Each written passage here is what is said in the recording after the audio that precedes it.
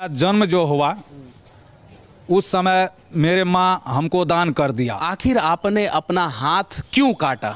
6 में हम चुनाव लड़ करके जब उप मुखिया बने, प्रखंड जब गए तो प्रखंड में सारा करप्शन, बिना कमीशन का कोई योजना मतलब पास नहीं हो रहा था। 3.25 एकड़ जमीन आपके पास, उसमें से सुनने में आ रहा है कि 2.5 एकड़ जमीन आपने बेच दिया है। क्यों बेच दिया? दबिया किने लोहा का 1.5 kg का कि एक ही बार में मारेंगे तो ये कट जाना चाहिए। में मेरा पिताजी डेट कर गया, बोला कि हिम्मत नहीं हारना, अंजाम चाहे जो हो लेकिन हिम्मत कभी नहीं हारना। भ्रष्टाचारी को एक दिन न एक दिन अंत होगा और तुम्हारे से ही अंत होगा। क्या गलत किया जो हाथ काटा? नहीं, हाथ काटे ये संविधान के तहत ये गलत है। 50% से कम भ्रष्टाचार हुआ होगा तो हमें फांसी दिया जाए, अगर उससे ज़्यादा हुआ है तो जो दोषी है उसको सजा दी जाए, उसका संपत्ति जब्त किया जाए। पंचायत का जांच मीडिया द्वारा सार्वजनिक 1 अक्टूबर तक नहीं किया गया तो जिस हाथ से हम आवेदन लिखे हैं उस हाथ को काट कर खून से सने ये पन्ना को लाल कर देंगे। हो सके ईश्वर उसको बुद्धि दे, कम से कम मेरा हाथ बच जाएगा, क्योंकि ये जो कटेगा इसका दुख प्राण मेरा नहीं बचेगा, ये विश्वास था। कुछ लोग इन्हें पागल कहेंगे। अगर ये भ्रष्टाचार के खिलाफ अपना हाथ नहीं काटे होते, किसी लड़की के लिए अपना हाथ काट लिए होते तो शायद नेशनल नहीं इंटरनेशनल न्यूज में इनकी खबरें चलती। जब तक न्याय नहीं मिलेगा तब तक अन्न पानी हम सब कुछ त्याग देंगे। गांधी मैदान में हम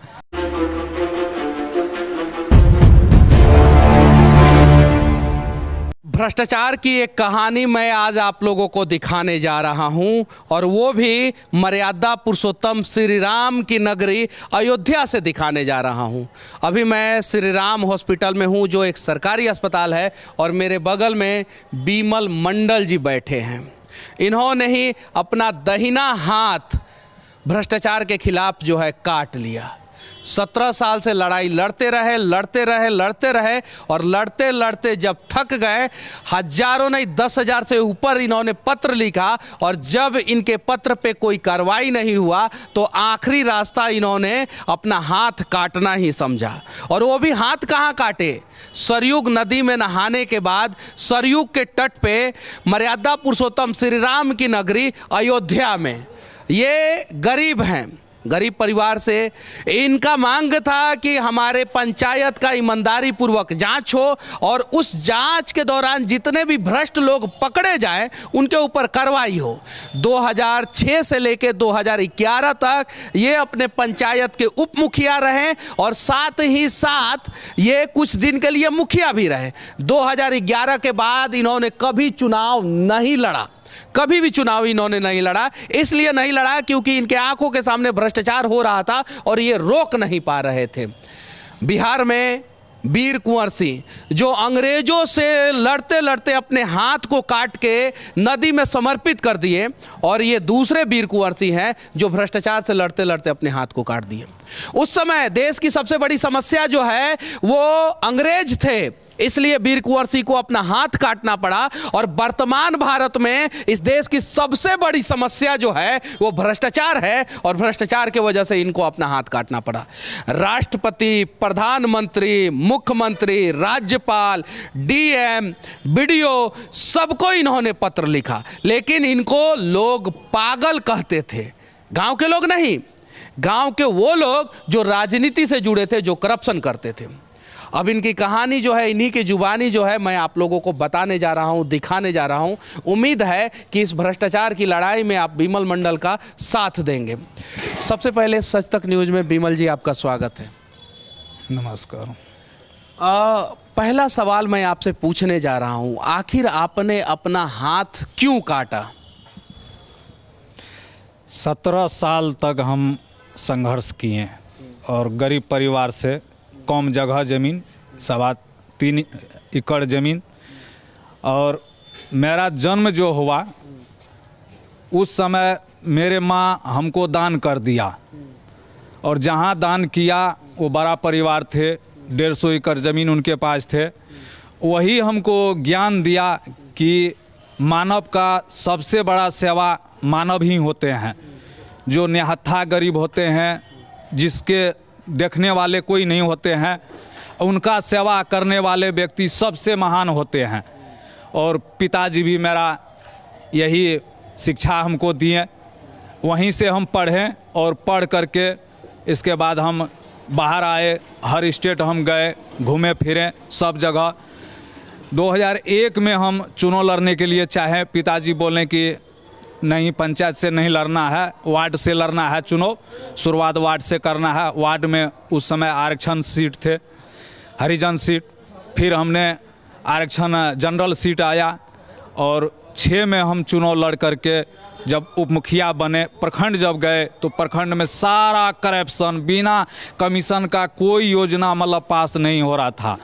और वहाँ का जो करप्शन है उससे मुखिया का मतलब सेटिंग, सारा विभाग का सेटिंग, जहाँ 1000 रुपया प्रखंड में अगर आवास योजना में ले रहे थे, यहाँ पर वही 10,000 रुपया मुखिया ले रहे हैं।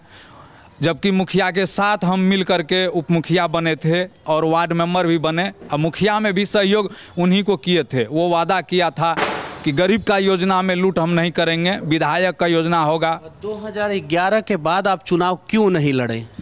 यही कि हम चुनाव लड़ करके, हम जीत करके हम आएंगे, हम करप्शन को ख़त्म नहीं कर पाएंगे तो लड़ने से क्या फ़ायदा है। तो 2011 के बाद से आपने राजनीति से संन्यास नहीं, संन्यास नहीं लिए, हम चलते रहे। सारा फाइल हम निकाल करके जो योजना का फाइल था उसको मतलब 2005 में जो मनमोहन सरकार जी का एक कानून जो बना ITI के माध्यम से फाइल निकालने का, तो वो हम निकाल करके उसको हम देने का आगे प्रयास किए। हम जगाते 3.25 एकड़ ज़मीन आपके पास, उसमें से सुनने में आ रहा है कि 2.5 एकड़ ज़मीन आपने बेच दिया है, क्यों बेच दिया? उसमें 2 एकड़ रजिस्ट्री तो कर चुके हैं, 50 डिसमिल अभी रजिस्ट्री नहीं हुआ है। हम कह रहे थे कि जब पैसा आपसे हम ले लिए हैं तो चलिए हम कर देते हैं, लेकिन वो बोले कि नहीं, हम जोत करके खा रहे हैं, आपका बाल बच्चा जब होगा कमाएगा तो तब रुपया देना। तब फिर हिम्मत हुआ, फिर संघर्ष हम शुरू किए। 15 में मेरा पिताजी डेथ कर गया। बोला कि हिम्मत नहीं हारना, अंजाम चाहे जो हो लेकिन हिम्मत कभी नहीं हारना। भ्रष्टाचारी को एक दिन न एक दिन अंत होगा और तुम्हारे से ही अंत होगा। एक दिन न एक दिन साथ तुमको देगा। पिताजी डेथ कर गए, फिर हम संघर्ष शुरुआत, आवेदन का शुरुआत। हम कितने बच्चे हैं आपके? 1 लड़के हैं, 4 लड़की हैं। तो चारों लड़की के शादी के लिए, एक लड़के को पढ़ाने लिखाने के लिए उस पर क्यों नहीं ध्यान दिया आप? पूरे गांव का, पूरे पंचायत का, पूरे राज्य का आपने ठेका क्यों उठा लिया? अंदर देश का जज्बा है कि दूसरे का बच्चा अगर भूखा अगर रहेगा तो कोई अधिकार नहीं है। कौन सुनेगा आपका बात?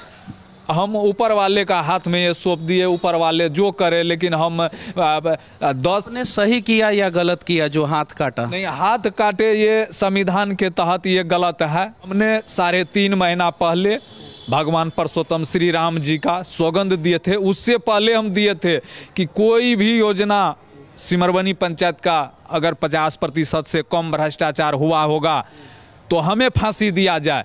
अगर उससे ज़्यादा हुआ है तो जो दोषी है उसको सजा दी जाए, उसका संपत्ति जब्त किया जाए। 60 दिन का अल्टीमेटम दे करके उनको दिए, लेकिन इस पर सुनवाई नहीं हुआ। फिर हमने आवेदन लिखे और सारा सबूत के साथ 209 पन्ना का माननीय मुख्यमंत्री जी, बिहार सरकार, माननीय प्रधानमंत्री जी को 209 पन्ने का 9 पन्ने का 209 पन्ने का हमने जाकर के उसका गोपनीय में दिए। जो मुख्य सचिव वहाँ से कागज़ ले जाते हैं वो गोपनीय है संविधान के तहत। मतलब मुख्यमंत्री को भी गोपनीय बनाने पड़ते हैं और प्रधानमंत्री को भी, उसमें हम दिए। इसके बाद जो है उसी में हम लिखे भगवान परसोत्तम श्री राम जी का सौगंध की 1 अक्टूबर 2022 तक हमारे पंचायत का जांच मीडिया द्वारा सार्वजनिक 1 अक्टूबर तक नहीं किया गया तो जिस हाथ से हम आवेदन लिखे हैं उस हाथ को काट कर खून से सने ये पन्ना को लाल कर देंगे। तो फिर कागज़ देते हुए हम चले गए, दिल्ली गए, दिल्ली से चले गए हरिद्वार, हरिद्वार से कैराना पढ़ते हैं, शामली जिला में कैराना विधानसभा, वहाँ गए। कुछ दिन कैराना विधानसभा का हम फ्रेश किए कि यहाँ का पोजीशन कैसे है। वहाँ करके वहीं इधर उधर किए, कुछ काम उम भी किए, वही कमा करके मोबाइल लिए, मोबाइल नया खरीदे। क्या चीज़ का काम किए थे? गाय का काम कर रहे थे। गाय में क्या? गाय का खिलाना पिलाना, दूध निकालना, दूध को पहुँचाना। तो उसके बाद से अयोध्या कितने तारीख को? इसके बाद 12 तारीख को वहाँ से फिर हम टिकट बना करके अगले महीना का 12 तारीख को टिकट बना करके हम चले आए, वहाँ से अयोध्या चले आए। अयोध्या में कितना दिन रहे? यहाँ 2 दिन रुके। 2 दिन में हम फिर हाथ किस दिन काटा आपने? हाथ दोबारा जब आए हैं तब काटे हैं। कितने तारीख को? 3 तारीख को। 3 अक्टूबर को? 3 अक्टूबर को। अच्छा, हाथ किस चीज़ से काटे थे आप? यहाँ से जो घर गए थे वहीं पे फॉरबिसगंज अनुमंडल है, वहीं पर एक दबिया किने लोहा का 1.5 kg का, कि एक ही बार में मारेंगे तो ये कट जाना चाहिए। उसको बना करके वहाँ से लाए, लेकिन आशा था कि पहले कि हो सके ईश्वर उसको बुद्धि दे, कम से कम मेरा हाथ बच जाएगा, क्योंकि ये जो कटेगा इसका दुख प्राण मेरा नहीं बचेगा। ये विश्वास था कि मेरा प्राण नहीं बचेगा, लेकिन कृपा ईश्वर का, कृपा प्रभु श्री राम का, मेरा प्राण बच गया। प्राण बचाने वाले कौन से लोग थे? प्राण बचाने वाले यहाँ का भगवान, हम यहाँ का डॉक्टर को मानते हैं, जो पूरा प्रयास किया हमको, पूरा प्रयास, मतलब हमको बचाने के लिए पूरा प्रयास, मतलब इसको टंका लगाया, तुरंत इसको अथी किया, यहाँ से भेजा जिला अस्पताल। जरा सोचिए, ये भ्रष्टाचार मिटाने के लिए जिस श्री राम की बात करते हैं नेता, जिस राम राज्य की बात करते हैं, वहाँ पे इन्होंने हाथ काटा।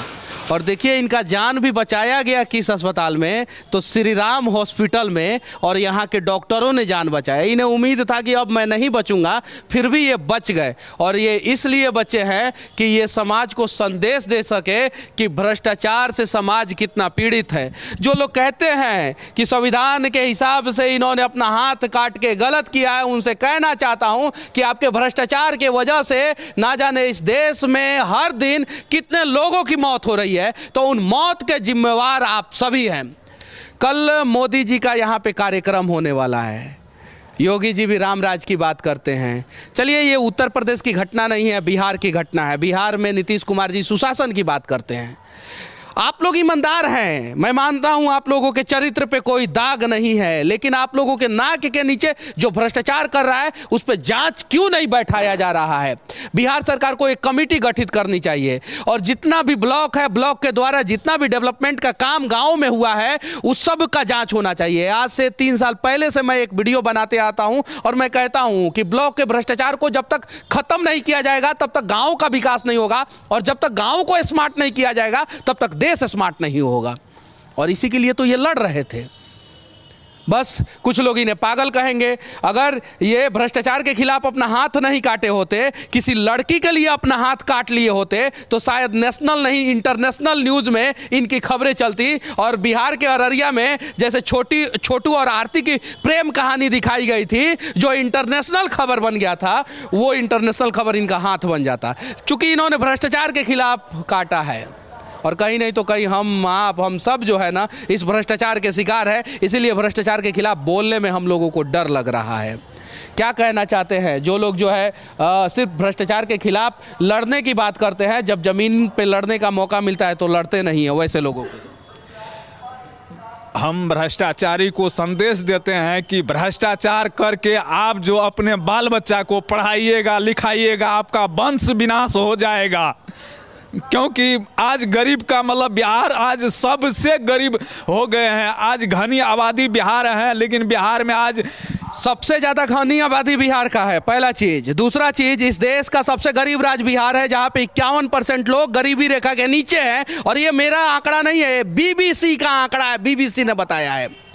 जरा सोचिए।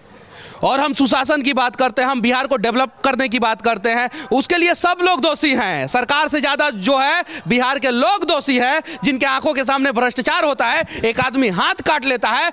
जब इस देश के नेताओं को सबसे बड़ा रैली करना होता है तो वो पटना का गांधी मैदान चुनते हैं। जानते हैं काहे कि वहाँ पे जनसंख्या और भीड़ इकट्ठा करना बहुत आसान है। बस में भर भर के लोगों को लेके आया जाएगा, भीड़ हो जाएगा, इधर बम भी फूटेगा ना तो लोग भागते नहीं है बिहार में जब रैली होता है तो, नरेंद्र दामोदर दास मोदी जी के रैली में बम फटा था, फिर भी लोग भागे नहीं थे। केरल में कोई बड़ा रैली करके दिखा दे, महाराष्ट्र में कोई बड़ा रैली करके दिखा दे, गुजरात में कोई बड़ा रैली करके दिखा दे, साउथ के राज्यों में कोई बड़ा रैली करके दिखा दे, क्योंकि आप लोग चाहते हैं कि बिहार में भ्रष्टाचार रहे, बिहार में गरीबी रहे, और जब शक्ति परीक्षण करना होगा तो आप लोग बिहार आएंगे। विनती है आप लोगों से, 51% लोग गरीबी रेखा से नीचे जी रहे हैं बिहार में, और शायद दुनिया का सबसे गरीब राज हर एक देश में राज होता है। चाइना में भी राज है, अमेरिका में भी राज है, ब्रिटेन में भी राज है, और हर एक देश में सबसे गरीब राज बिहार हो गया है। उसके पीछे की सबसे बड़ी कहानी जो है नेता, और नेता से भी ज्यादा मूर्ख जो है वहां की जनता, जो विकास के नाम पे वोट नहीं, नेताओं का भविष्य बनाने के नाम पे वोट करती है। आइए ना, 6 लाख का भीड़ था नरेंद्र दामोदर दास मोदी जी के रैली में। कम से कम 60,000 का भीड़, तो 10% का भीड़ तो इनके लिए इकट्ठा होना चाहिए था। इनके गांव में मैं गया था, पता है क्या हुआ? जब मैं गया भीड़ आया, 2 दिन रहा भीड़ रहा, और जब मैं वहां से निकल गया अयोध्या के लिए भीड़ गायब। यानी बिमल मंडल के लिए कोई खड़ा नहीं होना चाहता है। अगला पिता, अगला बेटा, अगला बेटी, अगला माँ जो है आपकी बिमल मंडल बन सकती है, भ्रष्टाचार की शिकार हो सकती हैं। इसके पहले आप आवाज़ उठाइए, और कुछ नहीं, ज़्यादा कुछ करने की जरूरत नहीं है। बिहार में जो करप्शन है उसको सिर्फ और सिर्फ 50% नीचे लेके चला जाए ना, तो बिहार जो है ना दुगुना गति से आगे चला जाएगा। एक व्यक्ति जो है यहाँ पे बैठ के रो रहे हैं, ये हाथ काटे, इन्हें उम्मीद नहीं था कि ये बच जाएंगे, लेकिन इनको बचाने वाला कोई और नहीं, इसी सदर अस्पताल के जो है ये श्री राम अस्पताल है, अयोध्या का अस्पताल है। और क्या पता राम को भी मंजूर था कि बिमल मंडल बचने चाहिए, और दुनिया को दिखाना चाहिए कि इन्होंने दाहिना हाथ काटा। ये अगर थोड़ा भी करप्ट होते तो इन्होंने कहा था कि जिस हाथ से मैं पत्र लिख रहा हूँ उस हाथ को काट दूंगा। ये बायां हाथ भी काट सकते थे, लेकिन इन्होंने बायां हाथ नहीं काटा, दाहिना हाथ काटा, और सरयू के तट पे काटा।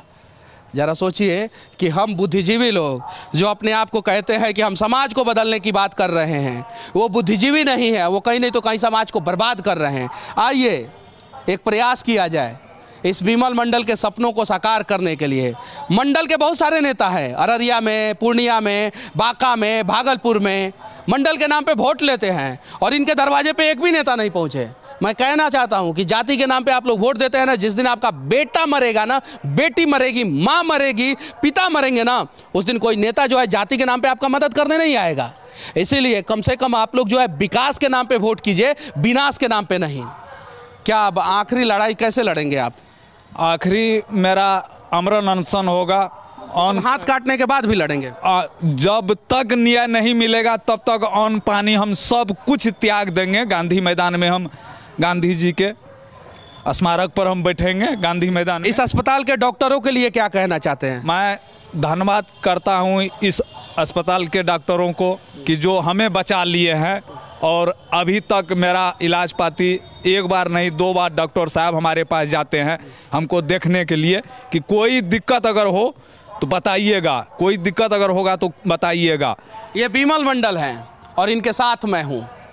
अगर आप भी साथ हैं तो आइए इस भ्रष्टाचार को जड़ से मिटाने का प्रयास किया जाए। अगर जड़ से नहीं मिट सकता है ना, तो कम से कम इसको 50% कम करने का प्रयास किया जाए, क्योंकि भ्रष्टाचार के आग में हर दिन ना जाने कितने गरीब जो है झुलस रहे हैं, मर रहे हैं, और उनका सहारा कोई बनने का प्रयास नहीं कर रहा है। बाकी राम की नगरी अयोध्या का ये श्री राम अस्पताल और बिमल मंडल की कहानी आप लोगों को कैसी लगी कमेंट करके ज़रूर बताना। और आप लोग भ्रष्टाचार के खिलाफ लड़ाई जमीन पर लड़ने वाले हैं कि नहीं लड़ने वाले हैं, इसके बारे में भी आप लोग कमेंट करके ज़रूर बताना। जय हिंद।